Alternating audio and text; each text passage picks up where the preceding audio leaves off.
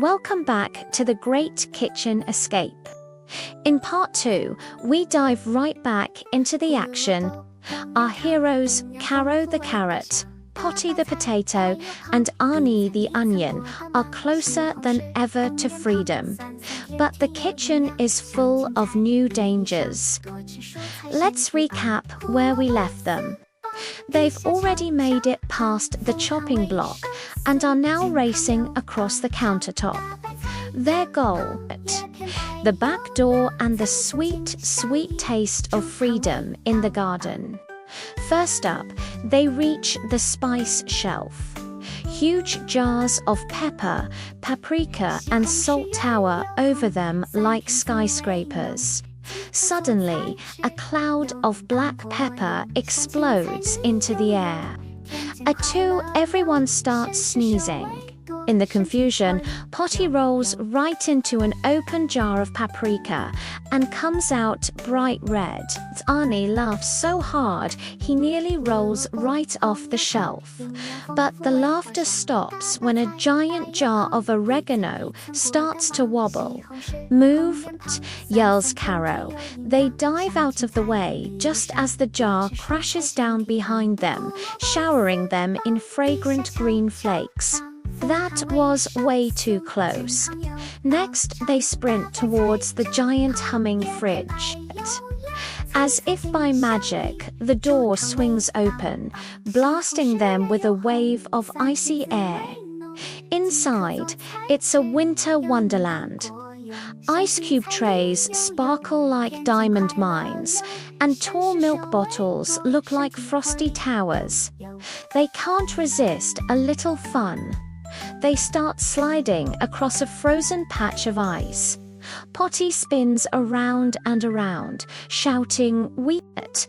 But the fun is cut short when the heavy fridge door starts to swing shut. "Hurry!" shouts Arnie. They scramble and leap out just as the door closes with a loud thud, sealing the icy world behind them. Panting behind the fridge, they bump into someone completely unexpected. A tiny mouse with big ears and a friendly smile. "Lost," he squeaks. The veggies all nod, too tired to speak. "I know a secret way out," the mouse whispers, pointing a tiny paw towards the dark space under the sink. "Just follow me." Hopeful, our veggie friends follow their new guide into the shadows. This is where things get really wild. The path leads them directly to the sink's drain pipe. A slow drip of water has turned the pipe into a slippery, twisting water slide. Caro, ever the brave leader, goes first. Sliding down like a pro, Arnie follows, spinning like a top all the way down. Potty, being a bit rounder, goes last and makes a giant splash at the bottom. Soaked but safe, they all burst out laughing. They crawl out from under the sink, and there it is.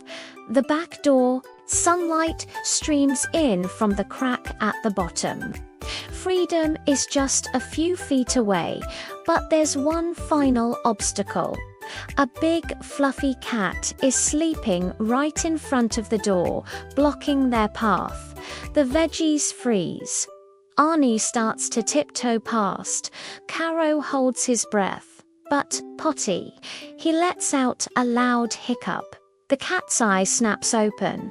"Run!" Caro screams. They make a mad dash for the door, just as a human hand opens it from the other side. They tumble out into the soft green grass of the garden. They made it.